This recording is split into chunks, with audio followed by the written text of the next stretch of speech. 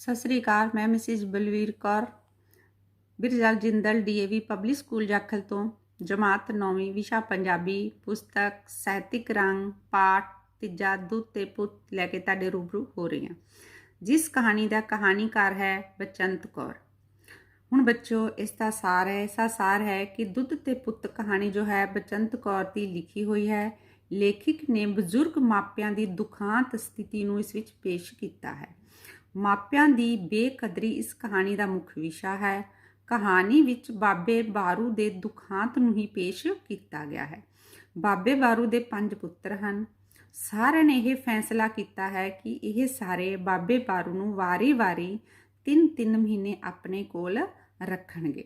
ਇਸ ਲਈ ਬਾਬੇ ਬਾਰੂ ਨੂੰ ਆਪਣੇ ਪੁੱਤਾਂ ਤੇ ਕੋਈ ਮਾਣ ਨਹੀਂ ਸੀ, ਕਿਉਂਕਿ ਜਦੋਂ ਬਾਬੇ ਬਾਰੂ ਦੀ ਪਤਨੀ ਦੀ ਮੌਤ ਹੋਈ ਸੀ, ਉਸ ਤੋਂ ਪਿੱਛੋਂ ਹੀ ਉਸ ਦਿਨ ਹੀ ਬਾਬੇ ਬਾਰੂ ਦੇ ਪੁੱਤਰਾਂ ਨੇ ਇਹ ਫੈਸਲਾ ਕਰ ਲਿਆ ਸੀ ਕਿ ਬਾਬੇ ਬਾਰੂ ਨੂੰ ਵਾਰੀ-ਵਾਰੀ 3-3 ਮਹੀਨੇ ਜਿਹੜੇ ਨੇ ਆਪਣੇ ਕੋਲ ਰੱਖ ਕੇ ਉਹਦੇ ਪੁੱਤਰ ਨੂੰ ਰੋਟੀ ਦੇਣਗੇ।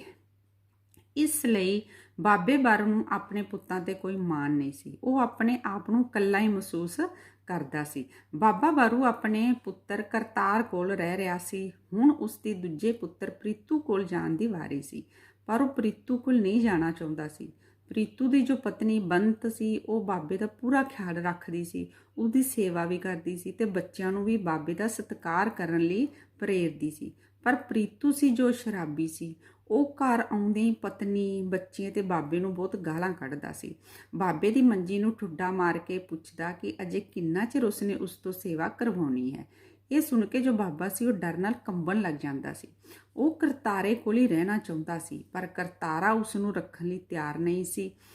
ਹੁਣ ਬਾਬੇ ਦੀ ਅਗਲੇ ਪੁੱਤਰ ਤਲੋਕੇ ਘਰ ਜਾਣ ਦੀ ਵਾਰੀ ਆ ਗਈ। ਤਲੋਕੇ ਤੇ ਉਸ ਦੀ ਪਤਨੀ ਵੀ ਬਾਬੇ ਦਾ ਪੂਰਾ ਖਿਆਲ ਰੱਖਦੇ ਸਨ। ਤਲੋਕੇ ਦੀ ਪਤਨੀ ਤਲੋਕੇ ਤੋਂ ਡਰਦੀ ਬਾਬੇ ਦੀ ਸੇਵਾ ਤਾਂ ਕਰਦੀ ਸੀ, ਪਰ ਆਉਂਦੀ ਜਾਂਦੀ ਕੋਈ ਨਾ ਕੋਈ ਚੁਭਵੀਂ ਗੱਲ ਬਾਬੇ ਨੂੰ ਕਹਿ ਜਾਂਦੀ ਸੀ, ਜੋ ਬਾਬੇ ਤੋਂ ਸਹਾਰੀ ਨਾ ਜਾਂਦੀ। ਉਸ ਨੂੰ ਦੁੱਖ ਇਸ ਗੱਲ ਦਾ ਸੀ ਕਿ ਉਸ ਨੇ ਤਲੋਕੇ ਨੂੰ ਕੁਝ ਨਹੀਂ ਦਿੱਤਾ। ਸਭ ਤੋਂ ਜਿਹੜੀ ਘੱਟ ਜ਼ਮੀਨ ਉਹ ਤਲੋਕੇ ਕੋਲ ਸੀ। ਤਲੋਕੇ ਦੀ ਤਨਖਾਹ ਵੀ ਬਹੁਤ ਘੱਟ ਸੀ।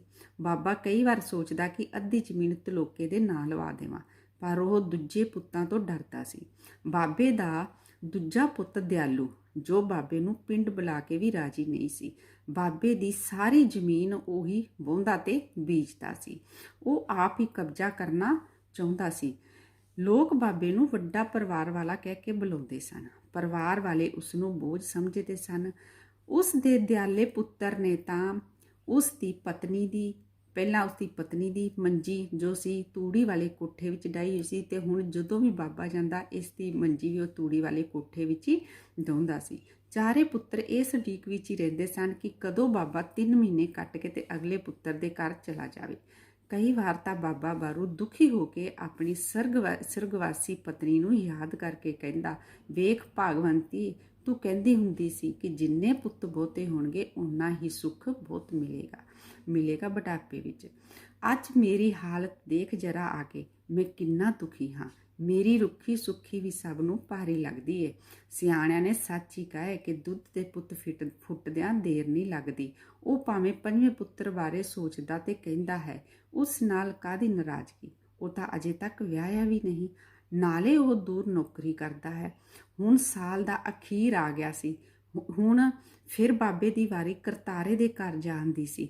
ਉਹ ਅੰਦਰੋਂ ਅੰਦਰੀ ਬਹੁਤ ਖੁਸ਼ ਸੀ, ਕਿਉਂਕਿ ਕਰਤਾਰੇ ਦੇ ਘਰ ਦੇ ਨਾਲ ਬਾਬੇ ਦੇ ਛੋਟੇ ਭਰਾ ਦਾ ਘਰ ਸੀ, ਜੋ ਆਪਣੇ ਇਕਲੌਤੇ ਪੁੱਤਰ ਨਾਲ ਇੱਕ ਹੀ ਥਾਂ ਤੇ ਉਸੇ ਘਰ ਵਿੱਚ ਰਹਿੰਦਾ ਸੀ। ਬਾਬਾ ਬਾਰੂ ਆਪਣੇ ਛੋਟੇ ਭਰਾ ਦੇ ਕੋਲ ਜਾ ਕੇ ਆਪਣਾ ਸਾਰਾ ਦੁੱਖ ਫੋਲਦਾ ਸੀਗਾ। ਤੇ ਬੱਚੋ, ਇਹ ਜਿਹੜੀ ਕਹਾਣੀ ਹੈ ਇਹ ਸਾਡੇ ਬਜ਼ੁਰਗਾਂ ਦੇ ਉੱਤੇ ਹੈ। ਸਾਨੂੰ ਆਪਣੇ ਬਜ਼ੁਰਗਾਂ ਦੀ ਸੇਵਾ ਕਰਨੀ ਚਾਹੀਦੀ ਹੈ। ਬੱਚੋ, ਸੱਚ ਹੀ ਕਿਸੇ ਨੇ ਕਿਹਾ ਹੈ ਕਿ ਦੁੱਧ ਦੇ ਪੁੱਤ ਫੁੱਟਦਿਆਂ ਨੂੰ ਪਤਾ ਨਹੀਂ ਲੱਗਦਾ। ਜਿਵੇਂ ਦੁੱਧ ਫੁੱਟ ਜਾਂਦਾ ਹੈ, ਉਹਦਾ ਕੋਈ ਪਤਾ ਨਹੀਂ ਕਦੋਂ ਦੁੱਧ ਖਰਾਬ ਜੇ, ਇਸੇ ਤਰ੍ਹਾਂ ਪੁੱਤਾਂ ਦਾ ਵੀ ਕੋਈ ਪਤਾ ਨਹੀਂ ਲੱਗਦਾ ਪੁੱਤ ਕਦੋਂ ਆਪਣੇ ਮਾਪਿਆਂ ਨੂੰ ਛੱਡ ਦੇਣ। ਕਿਸੇ ਨੇ ਕਿਹਾ ਹੈ ਕਿ ਇੱਕ ਜੋ ਪਿਤਾ ਹੈ ਉਹ 5-5 ਪੁੱਤਰਾਂ ਨੂੰ 5-5 ਬੱਚਿਆਂ ਨੂੰ ਪਾਲਦਾ ਹੈ, ਤੇ ਬੁਢਾਪੇ ਦੇ ਵਿੱਚ 5 ਪੁੱਤਰ ਮਿਲ ਕੇ ਵੀ ਆਪਣੇ ਮਾਂ-ਬਾਪ ਦੀ ਸੇਵਾ ਨਹੀਂ ਕਰਦੇ। ਤਾਂ ਬੱਚੋ, ਇਹੀ ਸਿੱਖਿਆ ਮਿਲਦੀ ਹੈ ਕਿ ਆਪਣੇ ਮਾਂ-ਬਾਪ ਦੀ ਸੇਵਾ ਕਰੋ, ਉਹਨਾਂ ਦੀਆਂ ਅਸੀਸਾਂ ਪ੍ਰਾਪਤ ਕਰੋ, ਕਿਉਂਕਿ ਮਾਂ-ਬਾਪ ਦੇ ਕਦਮਾਂ ਵਿੱਚ ਹੀ ਰੱਬ ਵਸਦਾ ਹੈ।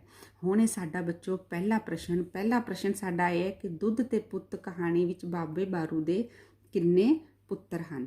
ਇਹਦਾ ਉੱਤਰ ਬੱਚੋ ਇਹ ਕਿ ਦੁੱਧ ਤੇ ਪੁੱਤ ਕਹਾਣੀ ਵਿੱਚ ਬਾਬੇ ਦੇ 5 ਪੁੱਤਰ ਹਨ, ਕਰਤਾਰਾ ਸਿੰਘ, ਪ੍ਰੀਤੂ, ਤਲੋਕਾ, ਦਿਆਲਾ ਤੇ ਇੱਕ ਜੋ ਬਾਹਰਲੇ ਦੇਸ਼ ਰਹਿਣ ਵਾਲਾ ਪੁੱਤ।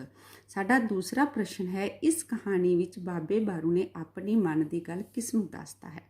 ਬੱਚੋ ਇਸ ਦਾ ਉੱਤਰ ਇਹ ਹੈ ਕਿ ਇਸ ਕਹਾਣੀ ਵਿੱਚ ਬਾਬਾ ਬਾਰੂ ਆਪਣੇ ਮਨ ਦੀ ਗੱਲ ਆਪਣੇ ਛੋਟੇ ਭਰਾ ਨਾਲ ਸਾਂਝੀ ਕਰਦਾ, ਉਸ ਨੂੰ ਦੱਸਦਾ ਹੈ, ਜਿਸ ਦਾ ਘਰ ਕਰਤਾਰੇ ਦੇ ਘਰ ਦੇ ਨਾਲ ਉਸ ਦਾ ਘਰ ਹੈ ਤੇ ਉਹ ਆਪਣੇ ਇਕਲੌਤੇ ਪੁੱਤਰ ਦੇ ਨਾਲ ਉਸ ਘਰ ਦੇ ਵਿੱਚ ਰਹਿੰਦਾ ਹੈ। ਸਾਡਾ ਜਿਹੜਾ ਅਗਲਾ ਪ੍ਰਸ਼ਨ ਹੈ ਉਹ ਹੈ ਕਿ ਮਾਂ ਦੇ ਮਰਨ ਤੋਂ ਬਾਅਦ ਪੁੱਤਾਂ ਨੇ ਕੀ ਫੈਸਲਾ ਕੀਤਾ।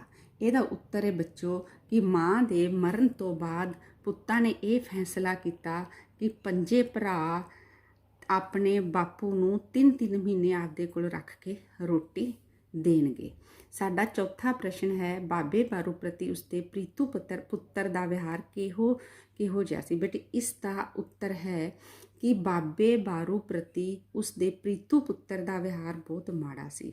ਉਹ ਘਰ ਸ਼ਰਾਬ ਪੀ ਕੇ ਆਉਂਦਾ ਸੀਗਾ ਤੇ ਆ ਕੇ ਬਹੁਤ ਆਪਦੀ ਘਰਵਾਲੀ ਨੂੰ ਤੇ ਬੱਚਿਆਂ ਨੂੰ ਬਹੁਤ ਹੀ ਗਾਲਾਂ ਕੱਢਦਾ ਸੀਗਾ ਤੇ ਮੰਜੇ ਨੂੰ ਠੇਡਾ ਮਾਰ ਕੇ ਕਹਿੰਦਾ ਸੀ, ਬਾਪੂ ਅਜੇ ਕਿੰਨਾ ਚਿਰ ਹੋਰ ਤੂੰ ਤੇਰੀ ਮੰਜੀ ਅਜੇ ਪੁੱਜਣੀ ਹੈ। ਇਹ ਸੁਣ ਕੇ ਜਿਹੜਾ ਬਾਪੂ ਸੀ ਉਹ ਡਰ ਦੇ ਨਾਲ ਕੰਬਣ ਲੱਗ ਜਾਂਦਾ ਸੀ। ਅੱਗੇ ਹੈ ਬੱਚੋ, ਕਹਾਣੀ ਦੇ ਸਿਰਲੇਖ ਤੋਂ ਕੀ ਭਾਵ ਹੈ। ਇਹਦਾ ਉੱਤਰ ਹੈ ਬੱਚੋ ਕਿ ਕਹਾਣੀ ਦੇ ਸਿਰਲੇਖ ਦਾ ਭਾਵ ਹੈ ਕਿ ਦੁੱਧ ਅਤੇ ਪੁੱਤ ਕਿਸੇ ਜ਼ਮਾਨੇ ਵਿੱਚ ਅਮੀਰੀ, ਖੁਸ਼ਹਾਲੀ ਤੇ ਮਾਨ ਸਨਮਾਨ ਦੇ ਪ੍ਰਤੀਕ ਮੰਨੇ ਜਾਂਦੇ ਸਨ। ਪਰ ਇੱਥੇ ਗੱਲ ਹੋ ਰਹੀ ਹੈ 5 ਸਵਾਰਥੀ ਪੁੱਤਰਾਂ ਦੀ। ਇਸ ਕਹਾਣੀ ਵਿੱਚ 5 ਸਵਾਰਥੀ ਪੁੱਤਰਾਂ ਦੀ ਗੱਲ ਕੀਤੀ ਜਾਂਦੀ ਹੈ ਜੋ ਆਪਣੇ ਬੁੱਢੇ ਬਾਪ ਨੂੰ ਬੋਝ ਸਮਝਦੇ ਹਨ ਤੇ ਉਹਦੇ ਨਾਲ ਮਾੜਾ ਵਿਹਾਰ ਕਰਦੇ ਹਨ। ਉਹਨਾਂ ਬਾਰੇ ਮਾਂ ਨੇ ਬੜੇ ਮਾਣ ਨਾਲ ਕਿਹਾ ਸੀ ਕਿ ਜਿੰਨੇ ਪੁੱਤ ਜ਼ਿਆਦਾ ਹੋਣਗੇ ਸੁੱਖ ਵੱਧ ਮਿਲੇਗਾ, ਜਦ ਕਿ ਹੋਇਆ ਉਸ ਦਾ ਉਲਟ, ਕਿਉਂਕਿ ਜਿੰਨੇ ਵੀ ਪੁੱਤ ਜ਼ਿਆਦਾ ਹੋਏ ਉਸ ਨੂੰ ਉਹਨਾਂ ਨੇ ਦੁੱਖ ਹੀ ਦਿੱਤਾ। ਪਰ ਦੂਜੇ ਪਾਸੇ ਉਸ ਦੇ ਭਰਾ ਦਾ ਇੱਕ ਹੀ ਪੁੱਤ ਸੀ ਜੋ ਬਹੁਤ ਜ਼ਿਆਦਾ ਖੁਸ਼ ਵੀ ਸੀ ਤੇ ਉਹ ਜਿਹੜਾ ਉਹਦਾ ਪੁੱਤ ਸੀ ਉਹ ਉਹਦੇ ਭਰਾ ਦੀ ਬਹੁਤ ਸੇਵਾ ਵੀ ਕਰਦਾ ਸੀਗਾ। ਇਸੇ ਲਈ ਸੱਚ ਹੀ ਕਿਹਾ ਹੈ ਕਿ ਜਿਹੜਾ ਦੁੱਧ ਹੈ ਤੇ ਪੁੱਤ, ਇਹਦੇ ਫੁੱਟਣ ਦਾ ਕੋਈ ਵੀ ਪਤਾ ਨਹੀਂ ਲੱਗਦਾ ਕਿ ਪੁੱਤ ਨੇ ਜਦੋਂ ਕਦੋਂ ਬਦਲ ਜਾਣ। ਇਸ ਲਈ ਬੱਚੋ ਹਮੇਸ਼ਾ ਮਾਤਾ ਪਿਤਾ ਦੀ ਸੇਵਾ ਕਰੋ।